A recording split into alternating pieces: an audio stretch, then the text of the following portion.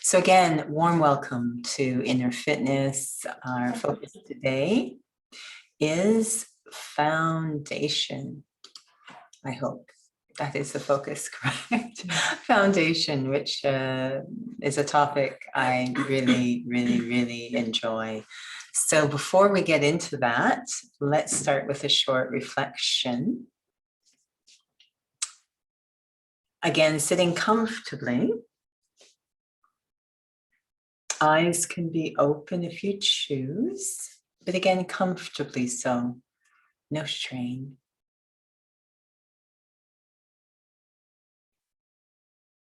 And perhaps taking a breath or two to bring my sense of attention, my awareness completely into this moment. Very aware of sitting here at this time and acutely aware of my own presence. I, the thinker. We often can be aware of our own body, our roles, our responsibilities, what we need to do. All of that can be very strong in our awareness. But to be aware of our own presence alone, that's unique. Our own presence distinct from the roles, responsibilities, activity, even distinct from the physical form. For that, I feel myself starting to focus in the area behind the forehead. That feeling of I am present here. I, the thinker, I, the observer, the one reflecting. The body is still there. The roles are still there. The responsibilities, everything's still there. But what is new is my sense of self is also present.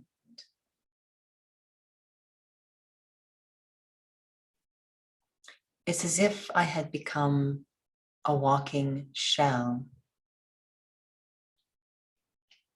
The outer stuff, the actions, the roles, etc., were very clear. But my sense of self had become almost non-existent. And yet I am the foundation of all I do.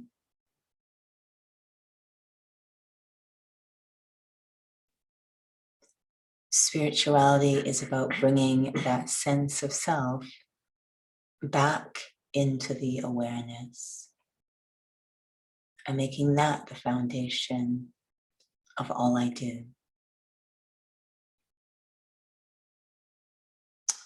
Om Shanti.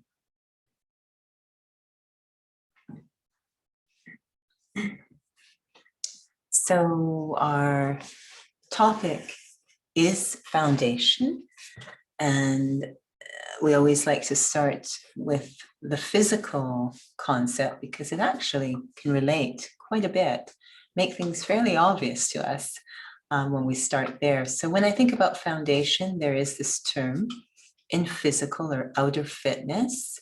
It's also quite a powerful term in architecture. So whether you're thinking about fitness or architecture, it will kind of work out well either way. What role does foundation play? Whether it's architecture or outer fitness, what role does foundation play? So if you have any thoughts to share, you can unmute or you can type in the chat box, whichever you're more comfortable with.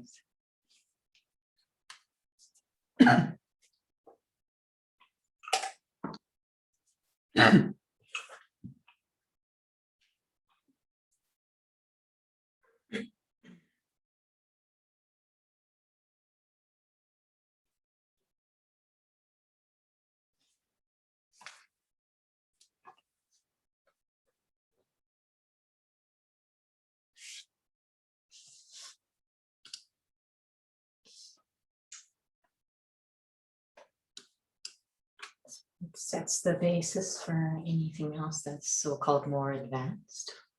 So the foundation can set the basis for anything more advanced. I say advanced. That is to follow. The foundation bears the structure of the load. It creates a stable structure.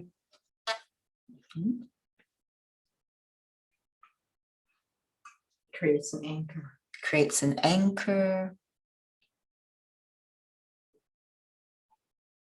Becomes the, well, I'm thinking more like mathematics, the basis of understanding anything else. The basis of understanding, lessons to follow.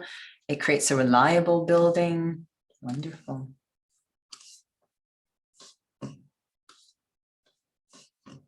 Sorry, I don't mean to ignore you. Somehow this moved over here too. Oh. Oh, okay, we'll ignore that. We'll just forget about that.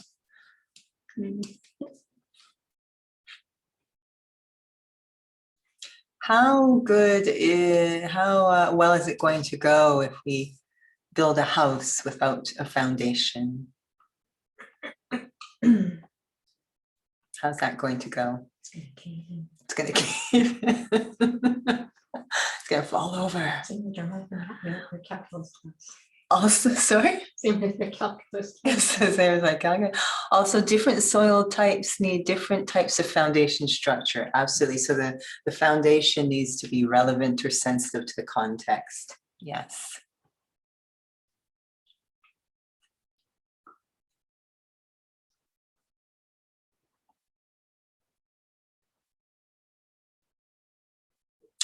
Feels like we're spent.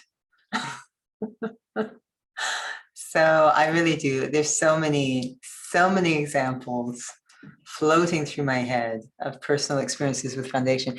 It helps to support the structure and it's able to resist movement. So that's where we're going to start, since that was the comment. So we'll start with architecture in Chicago. I think we've talked about this many times, but I just was fascinated by this, because it relates to the different soil types or the context in which you're building. And it also relates to supporting the structure and able to resist movement. And these are all aspects of spirituality as well. So many may have seen the architecture in Chicago. They may be familiar with it. It's quite well known internationally. When it burnt down and was being rebuilt, they thought this is a great opportunity to really invite the top architects in the world, and it is remarkable. Even if you don't know anything about architecture, which would be my case, it is remarkable. And what touched me is a few things. First off, the idea is, they want to build all of these beautiful buildings right along the river. So this idea of the soil type or the space in which they're building, I think we can get a sense of what type of soil or context we're talking about when we're building beside a river. So that already is quite interesting in terms of, water tables, etc. They're building right beside the river. There are some bylaws as to how close to the river they can be and how big a footprint they can take up. This is where it gets interesting. They're quite close to the river and they have to follow a lot of guidelines in terms of the footprint. It can't be that big. You'd be shocked. Given the height of those buildings, you'd be shocked at how small a footprint they're allowed. So you have these incredibly, some of the highest buildings, really, at least in America, really tall buildings, and made it just incredibly beautiful architecture, small footprint. And some of them are using what looks like very frail materials at the foundation. So the architects were really faced with this issue of, has to be structurally sound. How do we create this foundation such that it can support so much vertical height? And again, Chicago's known for its winds. So this resisting movement It's going to get pretty windy up there. And yes, the buildings do slightly sway. So it just sounds, I personally don't know if I want to work or live at the top of these tall buildings, but remarkable to see. It is a story about foundation, the architecture in Chicago. Just remarkable when you see these really, these glass foundations, very, very frail, supporting these incredibly tall buildings. So quite the wonder, and how much time they had to spend before they could start building and perfecting the understanding of the foundation, so it can support the structure that will be subject to movement, to high winds. So architecture is very interesting, but common sense even says for your basic house, right? I always enjoy watching the foundation being poured, this care that's taken about really working on the foundation, which will be completely incognito once the house starts to be structured. So you're putting all of this care and time into something, knowing everything else depends on it, but that foundation will not really be the show. It will become incognito, but nothing else can exist without it. So it's quite interesting. In fitness, it's really interesting. It's one of the principles of a sensible approach, but is often completely forgotten, completely neglected. So you will be in a fitness class and you'll say, we've talked about this before. We might say, okay, we're going to do some push-ups. And people kind of throw themselves to the floor and start going, oh, doing something or other. And that's interesting. And obviously they're still moving, so this is good. But in terms of taking full benefit from the exercise, it's quite fascinating. Now, if we say we're going to do a moving plank or a moving lever, maybe souls might have a different approach to it, because the push-up is based on a plank. When we talk about foundation and movement, it's really about the part of the body that's in contact with the floor and then building up from it. So let's everybody do an exercise. So you're going to step away. I'll talk as loud as I can so you can hear me, into a safe space. Step away. Now, some of you say, there's no way I am doing a push-up on the floor. That's okay. Just put your hands on the wall. You can do it against the wall as well, on the floor or on the wall, whatever is your comfort. So in that case, your foundation is going to be the part of the body that's in contact with the floor and the wall. So now that's your foundation. So you're going to first ask yourself, if your hands are on the wall, they're obviously about shoulder width apart. They can be a little wider than the shoulders if you choose, and about chest height. So your feet are in contact with the floor. I have a model here that I'm checking on, and your hands are in contact with the wall or the floor as well. And you might have your knees in contact with the floor. If you're doing a push-up from the floor, you can have your knees on the floor. Taking a moment before you do anything, I want you to check in what that feels like. The parts of the body that are in contact with the floor and or the wall before you do anything. See how that's feeling. Some feel, okay, I need to spread my fingers apart so I feel like I have a little bit more stability underneath the shoulder. Maybe I want my knees a little further, whatever you need to do to feel like you've got that first part of the foundation is solid. Then we build up to what we talked about the other day, core. Take a break if you need to. Even that's exhausting, right? Just holding. I've talked to people who do chin-ups. So now your foundation is going to be your hands in contact with the apparatus and then building up into your scapula. And just getting that before they add movement, they get exhausted. That's how you start learning pull-ups. It's just hanging properly from the bar. So because that's exhausting for souls. To have a proper plank can be exhausting. So back you go into your plank. Shoulders. So your hands are under your shoulders. So we're checking into more of our foundation. Hands are under the shoulders. And then I want you to feel that you're pushing against the floor and almost rolling the shoulders open, up and open. So you activate your scapula. And then the top of the head reaching, you're not dropping your chin. Excellent. Pulling the belly up towards the spine as well as the ribs and a slight lift under the pelvis without piking. All right. Do you feel strong? I am lost. You're lost. Don't worry about it. It was just, I'm just watching my model here. That's why. So this is a really important point. It's like, do I even understand the cues? I don't. So yeah. So imagine if I just said to you, Hema, do some push-ups. What would you do? I just, push up, meaning like you just sit on a floor and get up. Oh, yeah. No, I don't do that, but I do like, it's called scout, what do you call? Like you just sit down on the ground and then get up. So get up, just up and down, getting up and down. Yeah. What it's called? I would just say a get up, but No, it's not. There is a term. I mean, you know that. Because I go to physio, right? you go all the way down to sit down and then No, it's just Sounds one like of the squat to exercise me. they want squat. to Is it just squat. Okay. Squat, yeah. Okay, so that's a little different than a push-up. Oh, okay. We can use the squat as an example if you're familiar with that. So let's try again. Everybody's standing up, and if you need a chair, Sorry. no, that's okay. Everyone's standing up. All right, so what's the foundation of the squat? Again, it's the place where the body is in connection with the floor in this example. Floor. Yeah. So that's your foundation. So what's going on? Are your feet placed the way you like them, knowing that there's going to be some alignment issues in terms of your joints? Are you happy with your foot placement? Yes. Yes, I am okay. Okay. So your knees are going to track in the direction of your toes.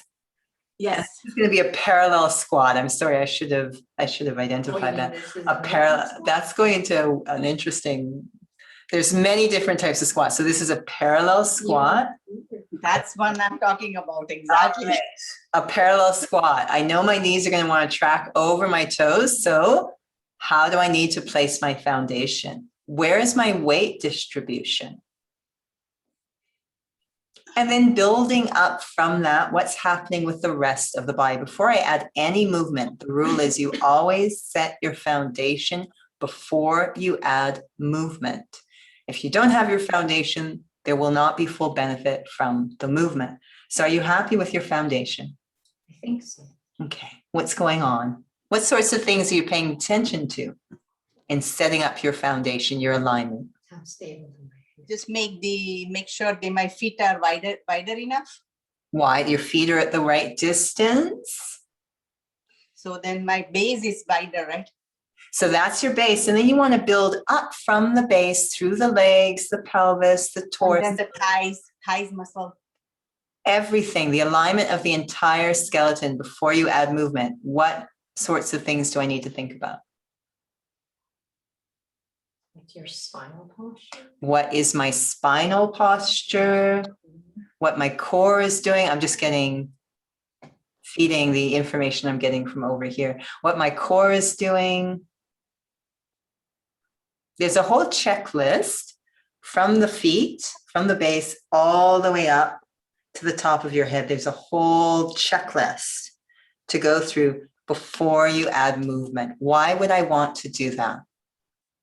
Avoid injury. To avoid injury, Ensure stability. ensure stability, Avoid imbalance. avoid imbalance,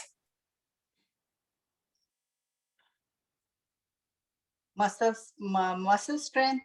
muscle strain or muscle activation, ensuring you've got the right muscle activation. A lot of people might take it into their lower back. What else? Core as well. The core needs to be active. Anytime you're standing or fighting gravity, your core needs to be active. So even seated is included in that. So the most important is I want to take full benefit from the exercise to be able to achieve the objective that the exercise is designed for, is what I'm hoping to get. So have a seat if you're still standing. You might be sleeping at this point because that got a little bit weird and technical, but the point is the foundation, which includes the point of contact and building up through the alignment, before we add any movement, this is a basic principle which very rarely we get to spend time on in the speed of a fitness class. You really have to have it be your natural nature to be able to fit that in the speed of your usual group fitness class.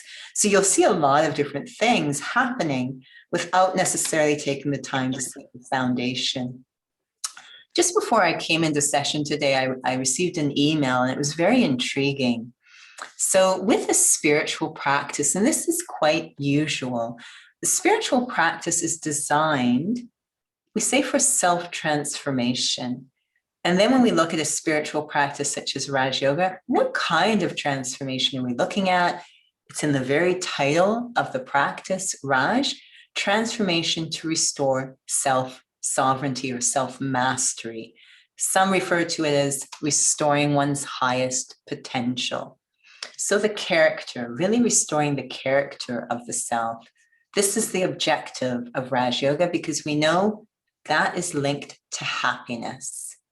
We are happiest when we operate in alignment with our highest potential. Now, we have started to think about happiness as a reaction to things going on outside, as a reaction to external desires being fulfilled. This has become our definition. When I get what I want, I'm happy.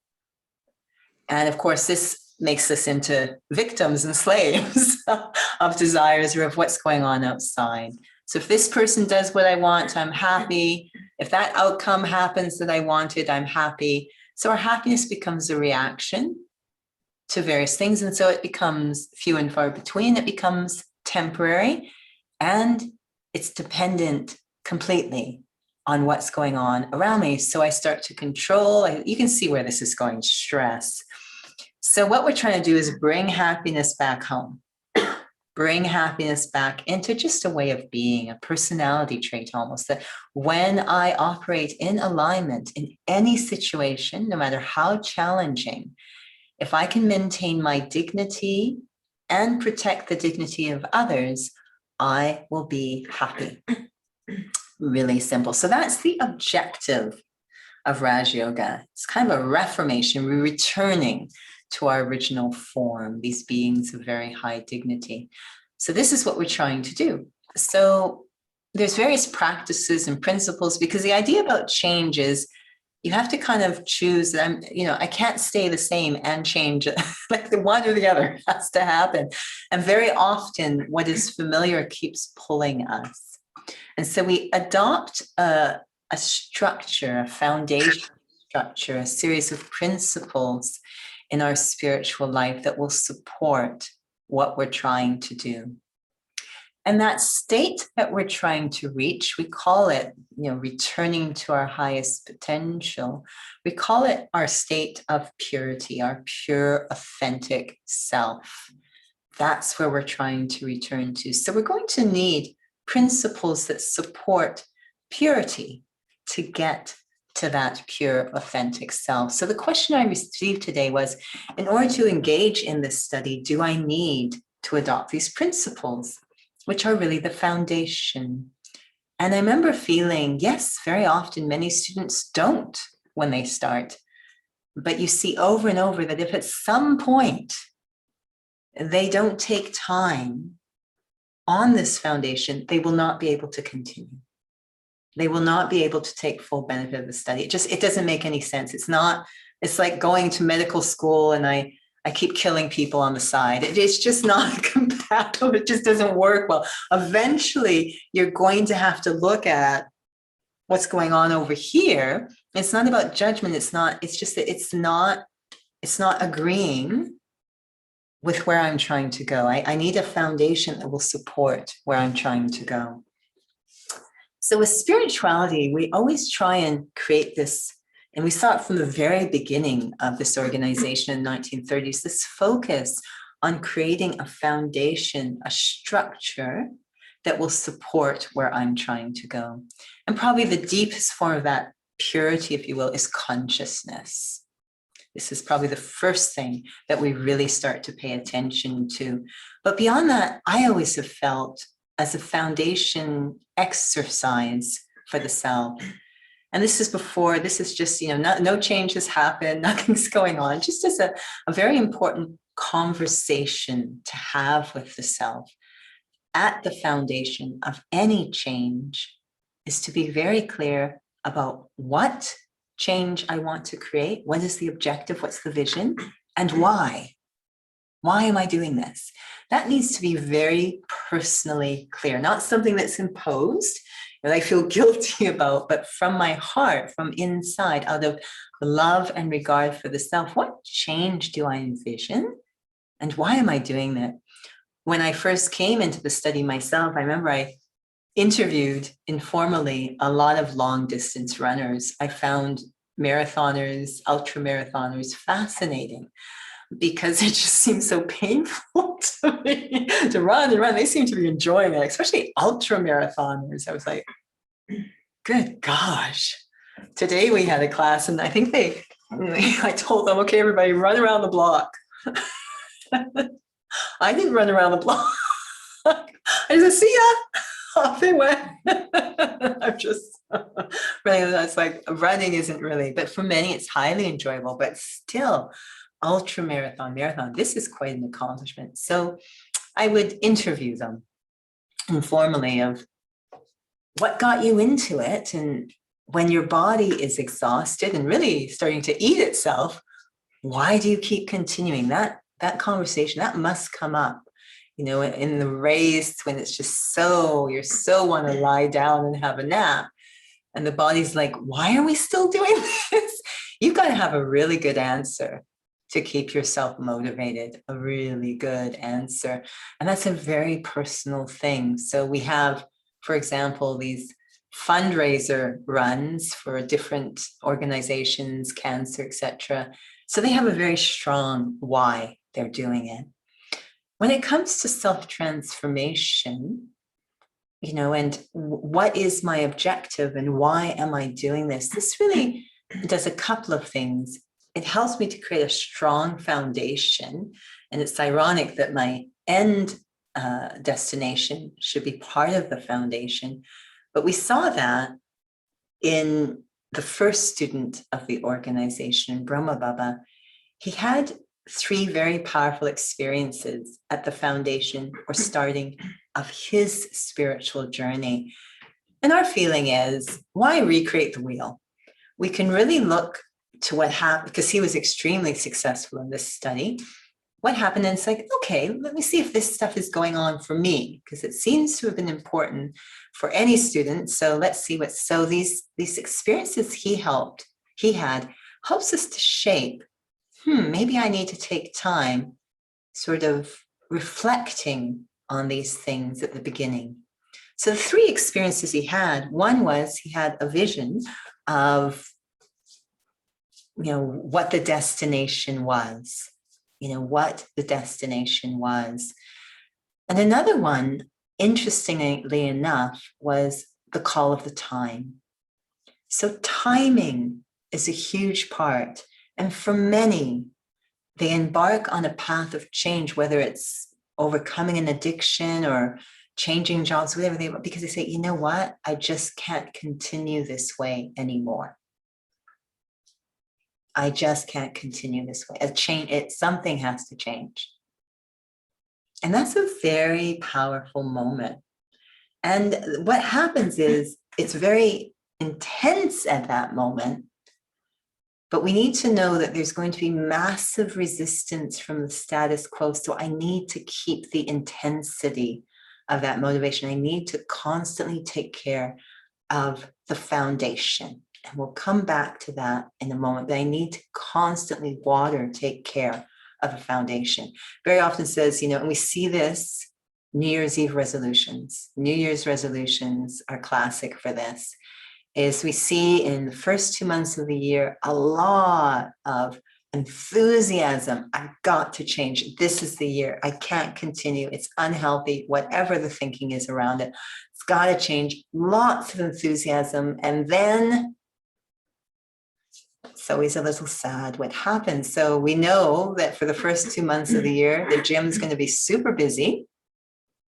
And you so want these souls to stay around, but you're also aware of what kind of inner opposition they're going to come up against. And you just want to try and support their foundation, but that's a very inside job. You know, some are smart. They know what structures to have. Maybe they get a trainer, they start to connect with some people. They're smart. They start to do things that will help them. But that feeling at the beginning, the timing, I have to change. I'm going to have to take a lot of care with that. So once the foundation is set, what we're saying is it's going to be a lifetime. It's not you set it and off I go. You're going to constantly be taking care of that foundation when it comes to change. Constantly taking care of that foundation.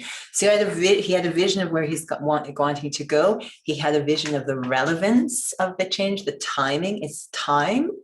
You know, we cannot continue this way. And we often feel, how bad do things need to get around us or inside of us before? Apparently they need to get pretty bad because of that formula that the fear of change has to become less. Or sorry, the fear of change, has to become greater, less than the pain. Well, there's the pain of where we are and the fear of changing in that equation. Which one is greater? If the fear is greater, no change is going to happen. When the pain becomes super great, even greater than the fear, that's when the change happens. So apparently we can take quite a bit before we actually say, you know what, I've got to do this. I've got to do this. So very respectful. Everyone's timing is different, but timing is huge. The relevance has to be part of that foundation. It's time. And also eventually this idea of that personal responsibility, you know, that I'm the one who's going to do it. You know, there was this quote that went out yesterday that when it comes to personal growth or interchange, it can't be delegated. That I can't get someone else to get in shape for me. So this idea of the willingness, and this is a self-respect thing, the willingness to take that personal responsibility. And the reason we say that is we very often will think that change or the problem is outside, someone or something else. It is a turning point when that personal, no, it's I have to change. I can't keep expecting things outside. So that has to be a very important part of the foundation. Yeah. Could you just clarify when you were talking about the first student, you said that his destination was a part of his foundation, you mean like being very clear of what he was doing? Very clear of where he was going, very clear of what the end point looked like. That was super clear, right? So he had a really clear vision of this is what it's going to look like at the end. I'm not there now. I'm not deceiving myself that I'm there now. But we often don't think of, you know, at the starting point, you're having this vision at the finish line, that he had a vision, this is where I'm going. That was part of his foundation. Now, again, that works in building. They have a clear idea of what the final thing's going to look like. And that's constantly, they keep that vision constantly in front of them. So again, the things that happen at the foundation, a vision of where it's going, the relevance, the timing, it's now time, and the personal responsibility. Those need to really strongly be there, and they're constantly having to be watered. So one of the most powerful symbols for foundation is actually, and we heard it this morning, is plants. Plants. So we have this example in India and actually other parts of the world, it's also in the Caribbean, of the banyan tree. I don't know if people, I was going to try and find one, but I can't figure out what's going on over here. Every time I click, it's not below, but the clock comes on. So I'll use the clock. It's fine. I'll try and work with this. So the banyan tree. How many are familiar with the banyan tree? Let me type that in the chat.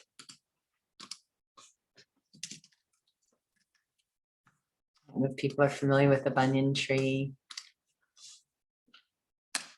See if I can find an image for you. Oh, this is a good looking one. That's not where we want to go. Oh, okay. Now the scary part is to share this. To share this, that's the scary part for all of you. I will try.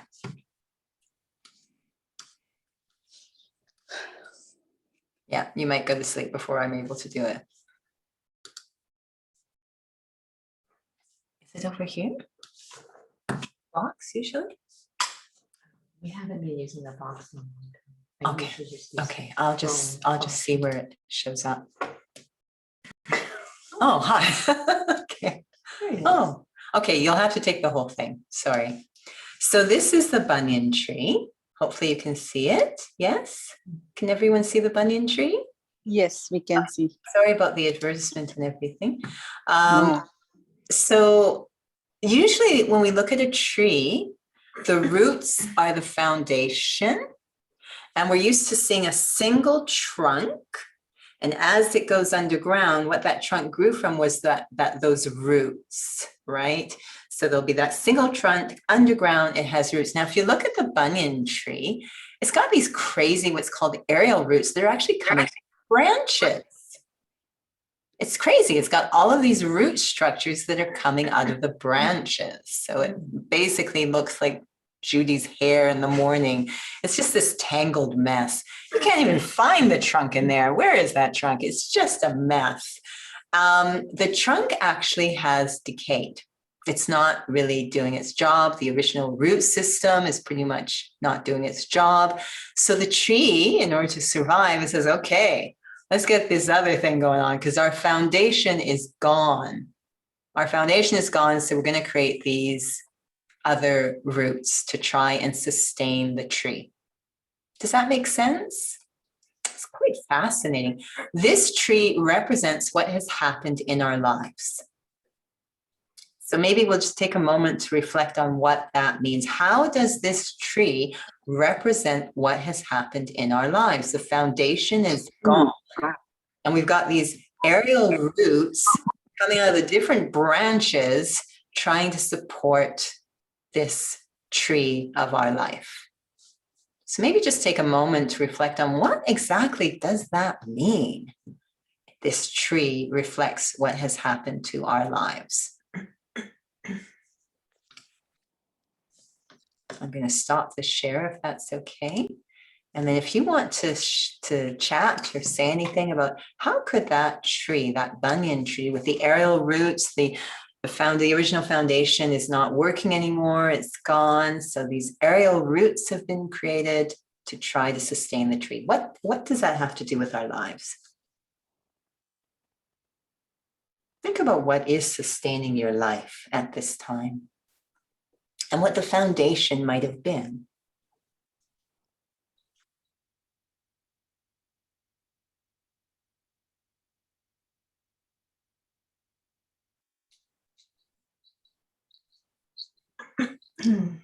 This wouldn't have been the response that came up in my mind, because I know we've talked about it before about the banyan tree, but what came up this time was that are those really what the branch's original function was? Right. So you're using things that aren't supposed to function that way, Right. in a way that, like, I guess it was reminding me of learning in this study that the mind isn't functioning the way it's supposed to. Right. The intellect isn't functioning the way it's supposed to. Yeah. Yeah. So we're perhaps looking to parts of our life to fulfill a function that they weren't initially designed to. Absolutely. We're getting some really good stuff. Oh, that's really a hot answer there. That's very close. Foundation could be the self-trust. So original foundation was self-trust. And so if that's gone, and now I'm looking for that trust in other ways through the aerial roots, that's so very interesting. So the foundation has become deceptive, a lack of which makes us look outside for support. So that was the two parts Leah shared, that the foundation could have been self-trust, the original one, and when it became decayed, unavailable, the lack of it makes us look outside for support. Wonderful. So where do we look When that self-trust is gone, where do we look? If we build a strong foundation base from within, it will result in spiritual success. If the foundation is weak, it will result in spiritual disaster. So we're a walking spiritual disaster, pretty much. So yeah, without that, then we start to, I like the idea that maybe there's these aerial roots isn't as strong a tree. So this weakness, so spirituality. And when we talk about spirituality, these are these non-physical forms of experiences, the peace, the happiness, the love. These are all spiritual experiences. And so that alone is a sign of aerial roots. When we start to look for those things through physical means, although they are not physical things, we start to look for them through physical means. This is kind of a form of aerial roots as well. So we start, thank you, Leah, the rest of it, we start to look for trust in the people around us, right? In a couple of ways. We want them to be trustworthy, but we also hope that they'll bolster our sense of self-confidence or self-trust. And either way, we get disappointed. Absolutely. Sangeeta, try to find different ways to live and be happy, but forget the real way. Yeah, so this is back to the temporary happiness, external sources of happiness and peace, and we've lost connection, you guys are so good, with the real way. So what is that real foundation, that real trunk, that real root system? And we mentioned earlier that, you know, you're going to have to keep watering it, and that is the case with the plant. You know, it's got its roots, they're set, everything's gone, but you got to keep watering those roots for as long as you want that plant to keep going. Otherwise, aerial roots. So we want to keep taking care of that incognito stuff, that underground stuff, that foundation. Even after it's set, we've got to keep taking care of it. So what are those real roots, that real foundation? What is the foundation of a peaceful and happy life? It's not the aerial roots, the external stuff. What is the foundation of a peaceful and happy life? Oh, I'm going home. I'm going home. Self-respect. Bingo. So Leah had brought up self-trust. These are all self-confidence, self-worth, self-respect. These are all the big ones. These are all the big ones. Question for you. Can those ever come from outside?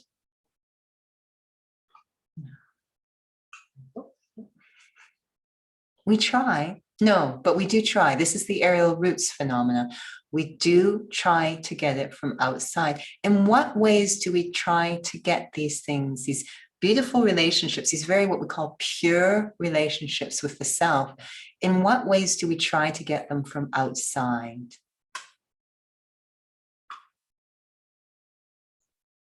People's approval. Trying to get people's approval. Certain signs of success. Certain signs of success. I don't need to repeat. I think everyone can. I don't know. I'm like an unnecessary echo. Acceptance. Attention by the things we possess and our outer achievements. Sense of comparison. Comparing, competing. Now, I know you are all saying these things theoretically. So I want you to imagine having that foundation, perhaps you already do, but that foundation of self-respect. Again, it's a spiritual thing. It's not the result of anything physical, not even the body. Self-respect. We don't even know what it really is before we come to spirituality. Every time we go for it, I know that earlier it was saying, you know, asking certain things to function in ways that they were never designed to function. One of the jokes we have, the most used muscle in the physical body at this time as we get worse and worse is the hip flexors. And you're sitting for hours on end is not helping the situation. The hip flexors, they're firing all over the place for things that they were never meant to fire for. The hip flexors, that's these guys right at the joint between at the pelvis and the top of the leg, the hip flexors. They are trying to do things they were never designed to do. So we have a joke that, we're at the table, we're going to eat a salad or something, and we start to use the fork and our hip flexors fly. They've got nothing to do with it, but that's how overactive they are. So we've got things firing that we think are going to get us self-respect. We don't even know what self-respect is. So imagine a life where you have this beautifully intact, this is called purity, beautifully intact self-respect. And spirituality tries to teach us the method, teach us purity. The highest potential is connected to purity. Purity is the foundation of peace and happiness. Pure relationship with the self, pure consciousness, this is self-respect. So when we look at spirituality, it's trying to, like, as we were saying in the reflection at the beginning, trying to connect us to a sense of self that is so valuable and yet not dependent on anything physical, external, or temporal. This is called self-respect. Now, it's ironic as we go through the day, if we watch our thoughts, we're so much thinking about other people, things we have to do, what's happened. If we think about ourselves, it tends to be about the image of ourselves rather than actually ourself. So we are kind of absent in our life. And ironically, we should be the most present in our life. That form of self-respect, present in that form of self-respect. So what I love about the spiritual path is it puts that right at, it says, get that foundation intact. So examples of self-respect would be, so excellent question. And we should just spend another hour together doing the course. But I am going to answer that question, Leah, with respect to the understanding I have from the study of Raj Yoga. And I just say that so that you're given the space to kind of reflect on it yourself and see how you feel about it. So don't think that I'm sort of dictating this to you, but just sharing from my experience with Raj Yoga. And the first thing, I think for me was that I felt before coming into the spiritual path, and I think many young people are very aware of this. We come up against it in our teens when we go through the identity crisis of the teens, is that because of lacking that main root and trunk system, we're very sensitive to identifying ourselves, creating a sense of our value relative to groups and cliques and boxes. And I was really noticing that going into the teen years, that everything was in boxes, and this gave one a sense of self and their values. So little groups started to be formed and cliques, etc. This is kind of where things start to go. We start to separate from self-respect. Okay. Bye, Pauline. We'll wrap it up really soon. Take care. So that was really fascinating to me. And I just was in a lot of experiences in the teenage years where I sort of would get a chance to observe this. And it just never quite felt fulfilling. It's what we all kind of do, and we get very passionate about it. So if you look at the world today, and I know I'm walking into very sensitive waters here, but if we look at the really hot issues in the world today, they tend to be around these external identities, whether it's ethnicity or religion or language or gender. It's always kind of around these labels. And this gets really challenging when I kind of put myself into this box, into this label, and I'm fighting constantly to be valued on that basis. And what if things change? And I'm very sensitive to the criteria of that label. I'm constantly having to race after it. Am I a good mother? Am I a good dancer? Am I a good CEO? Am I a good all of this? Like we're so sensitive to the criteria of that label. I remember being in the States, and again, I know I'm in very sensitive water at this point, so I hope I don't offend, but there were so many ethnic boxes. They didn't quite know what to do with me. So I think they eventually put me in the box Canadian. I was in the box of my own, and I wasn't even identifying with that. So it was very odd, but whatever made it easier. But everyone was in a box. And it was very, very sensitive, very politically sensitive. These were just high school kids, just so, I'm this and I'm that, and I'm this ethnicity or that, I'm the dancers. I mean, you could just identify. It was kind of, there was a little bit of disheartenment inside or sadness that we were doing this to ourselves and each other. And yet we had no other options. If I go out of one box into another box, right? I'm the one that is in the box of, I don't want to be in any boxes, but I still don't have an identity of my own. I'm in a rebellious or rejecting mode, but I haven't actually gone into self-respect. So what is the option if it's not all of these different boxes? And what we notice is all of these different boxes were based in a large part on the body, and by virtue of the body, the people we know, or the achievements, or the relationships, or the roles, everything relative to the body. That's where we started to notice these different boxes.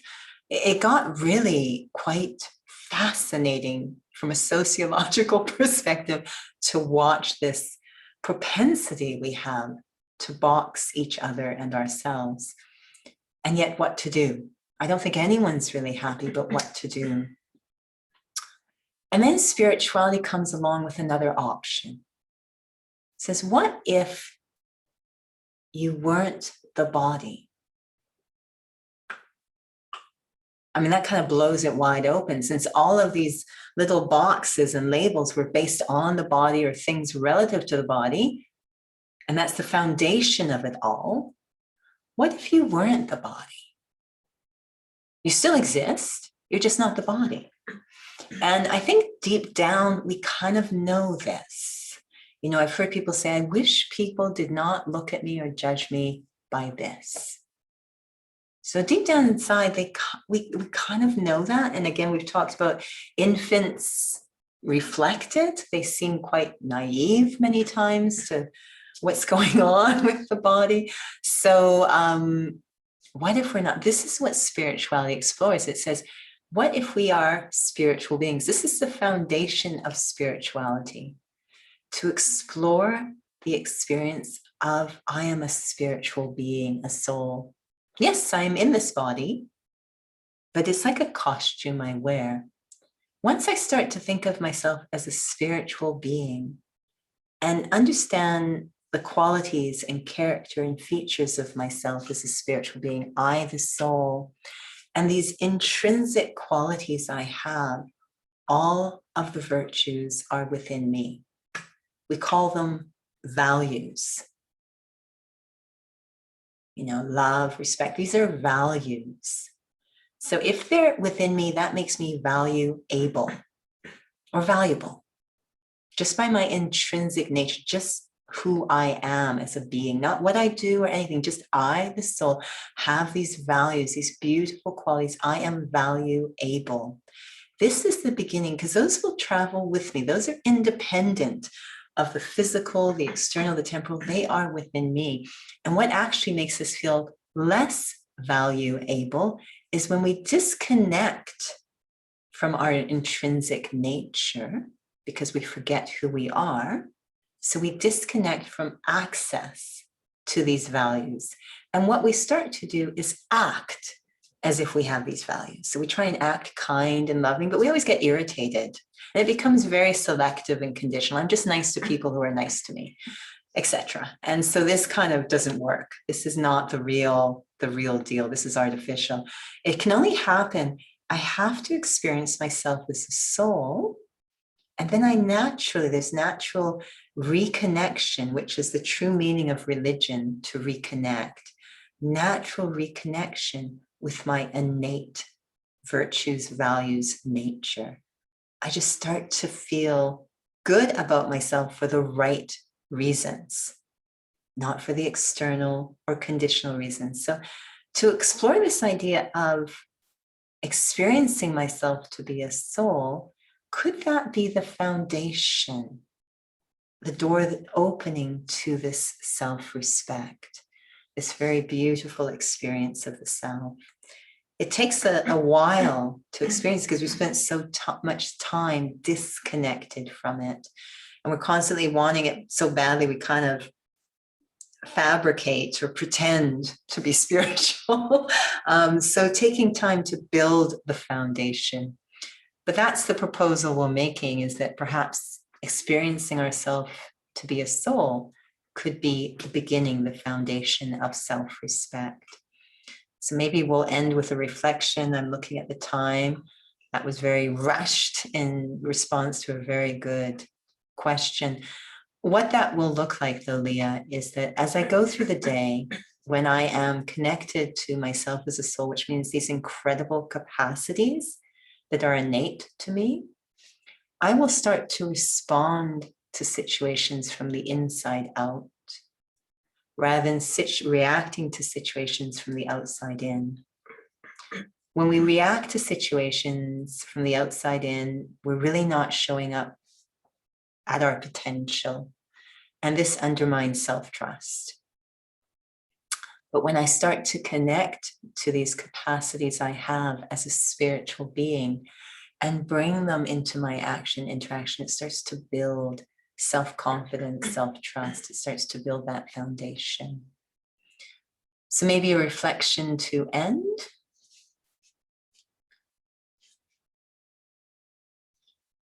So I asked myself the question, where am I sitting?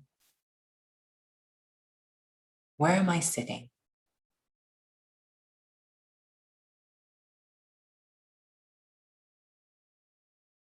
And usually I say, well, I'm sitting in the chair, in this room, in my house.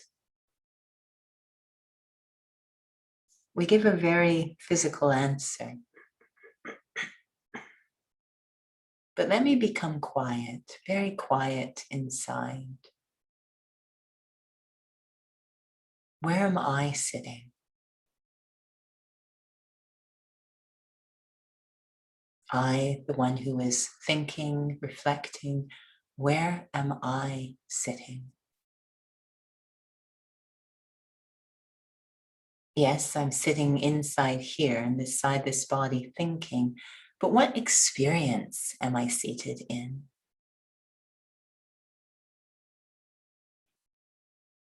What is the experience I'm having of myself? How am I experiencing myself? How do I feel about myself? What is my state?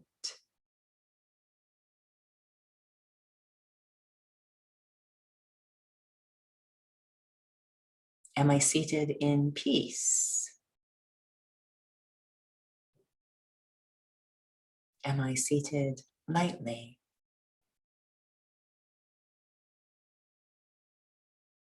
Am I comfortable with myself?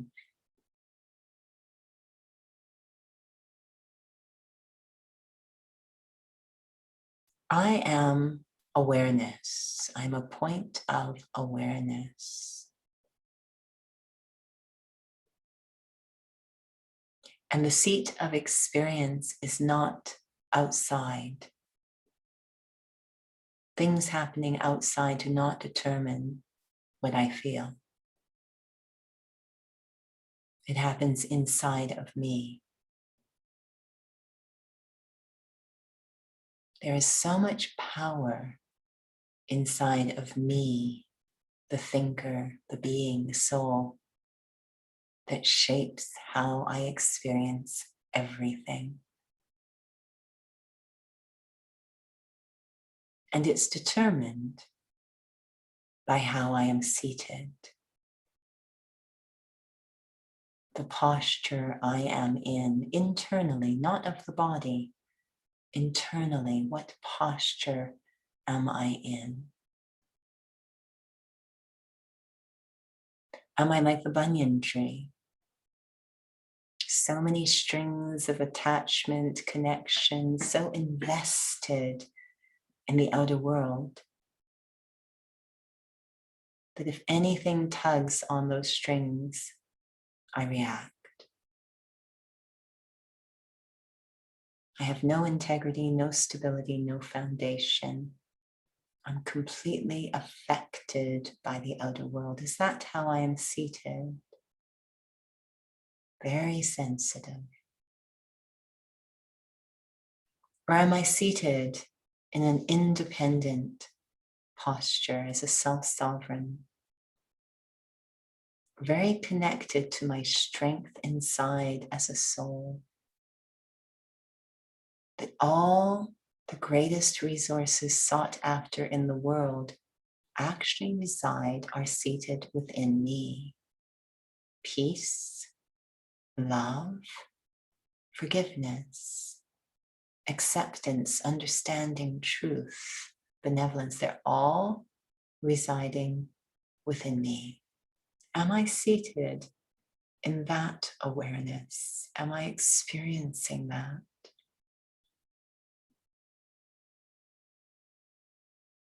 Is that my foundation that will deeply change what I experience as I move through the world?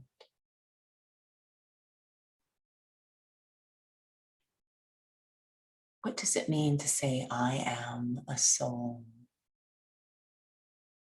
And how can that create a strong foundation of self-respect? These are things I reflect on as I continue my spiritual journey. They are the foundation of my spiritual journey. Om Shanti. Om Thank you Shanti, so Judy Ben. much for joining as usual. I did not check topic for, but I will next week. I feel that these just fly by, fly along. Oh, that was wrong.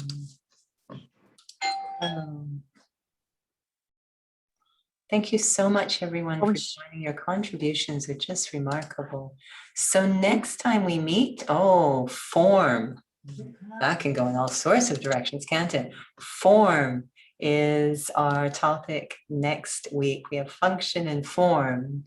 That should be very interesting. So anyways, thank you so much for joining. Om Shanti, Until we Judy Ben. meet again, have a lovely week. And I look Hello, forward Judy to Ben. next time. Om Shanti. Hello, Judy Ben. Hello, hello.